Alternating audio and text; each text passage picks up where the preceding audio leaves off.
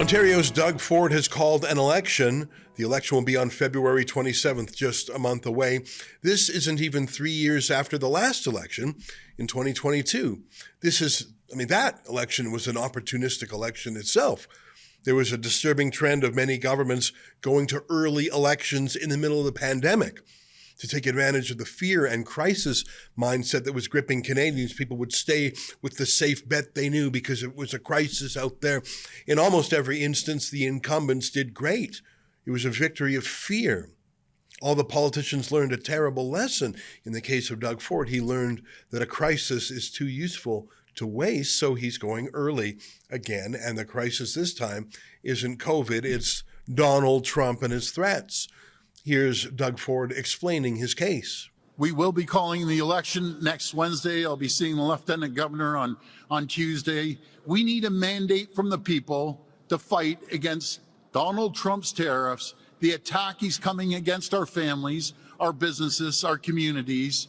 And with a strong mandate, we will be able to fight with Donald Trump to make sure we stop the tariffs and make sure that we give certainty to the people of Ontario.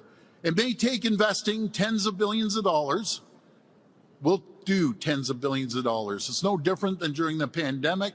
We'll make sure we secure people's livelihoods, and I will do whatever it takes to protect the people of Ontario, in turn, because we're the engine of Canada, protecting all Canadians.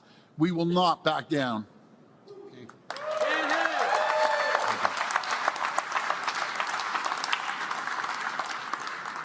So speaking of that mandate, I mean, if you feel that you need a new mandate, do you feel like you've lost the confidence of the people of Ontario?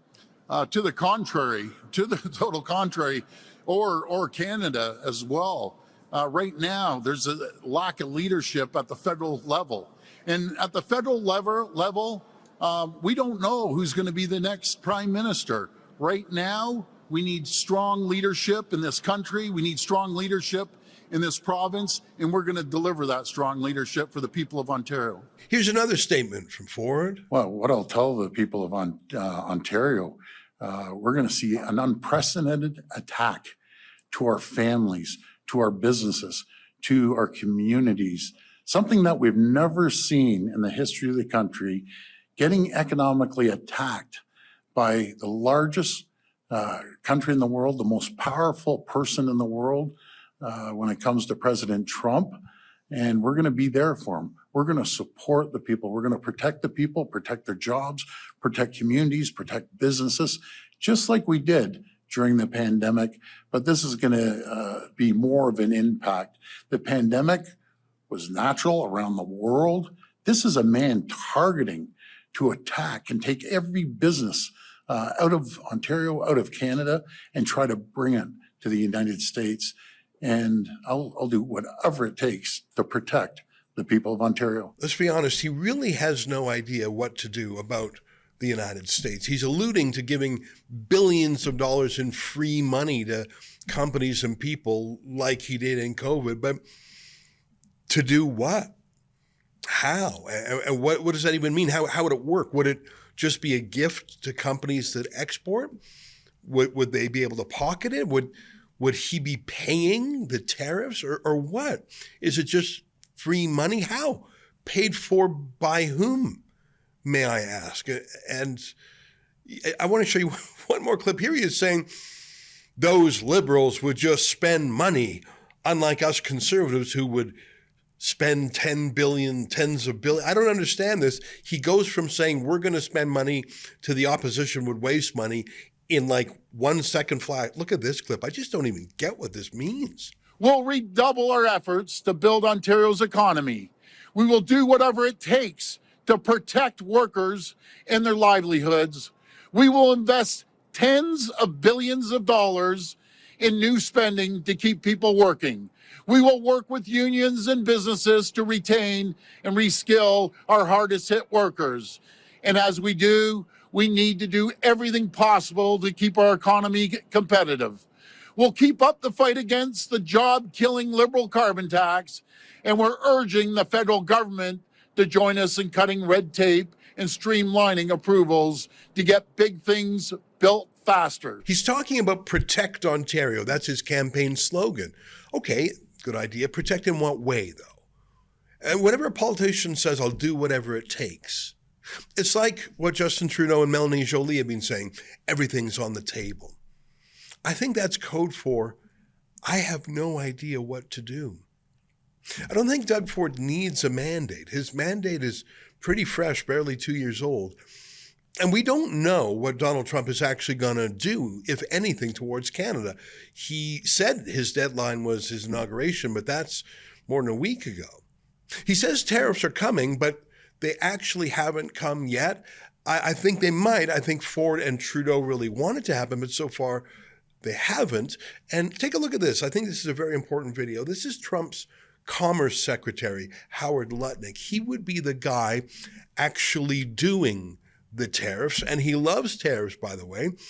But here he is pretty blunt. He's saying this is really not a commerce move. It's not a tariff move. It's a please close your border to illegal migrants and drugs. Take a look. Not a tariff per se. It is an action of domestic policy. Shut your border and stop allowing fentanyl into our country. This is a separate tariff to create action from Mexico and action from Canada. And as far as I know, they are acting swiftly. And if they execute it, there will be no tariff. And if they don't, then there will be. But it's an action-oriented model. That's not the ordinary tariff. The ordinary tariffs need to be studied. So shut your borders, stop allowing fentanyl into the States. He says it's a separate tariff to create action. The tariff isn't the goal, it's the stick. As far as I know, the tariff may not even actually come. And as far as Lutnick knows, he said it, that if Canada and Mexico actually keep fighting illegal immigration, there will be no tariff. I think Doug Ford might be calling an election with no tariffs afoot, but he doesn't want to waste a crisis. Ford is right. I'll give him this. Doug Ford is right. There is no leadership from Ottawa. Okay, it's not quite true. There are a lot of people in Ottawa, including Justin Trudeau and Melanie Joly and Chrystia Freeland, come to think of it, and they are staking out their position, each one stronger than the other, all saying the same thing as Ford. We're going to fight. We're going to retaliate. My favorite was Chrystia Freeland saying how much Trump hates her. Like that's a reason to vote for her. None of them are actually solving the problem that Trump outlined in his first social media tweet that started this whole thing, the call for a closed border to fentanyl and migrants. He just wants the border fixed. They all want to fight. I mean, what would be more fun for Doug Ford or Justin Trudeau or Mark Carney to do? Actually fix the border issue, which is sort of a conservative thing?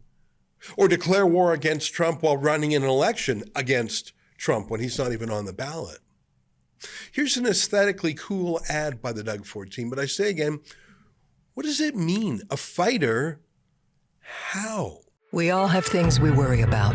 But when we know trouble is headed our way, we need a fighter. Premier Doug Ford. Someone who protects us, our jobs, and our families. Premier Doug Ford. That's Premier Doug Ford. Doug Ford says. When Ottawa descended into chaos, he stood up for us. Now taking Trump on tonight, Ontario Premier Doug Ford. The next 4 years won't be easy. There's big decisions ahead, and there's only one leader to protect Ontario. That's Premier Doug Ford. You know, Ford has those Canada is not for sale hats. That's his answer to the Make America Great Again hat. I don't think it's clicking. I think that's a response to Trump's social media jokes about the 51st state thing. I think that's a joke. It's not lawfully, legally going to happen. I don't think that's the real threat. I don't think Ford really knows what to do. But why hasn't he tried to figure it out? Why hasn't Doug Ford gone down to Mar-a-Lago or to the White House to try to fix the problem, or at least to try to learn more about it? Isn't that actually how you fight with a friend or a neighbor? Especially if your neighbor is a little more like Tony Soprano than Ned Flanders.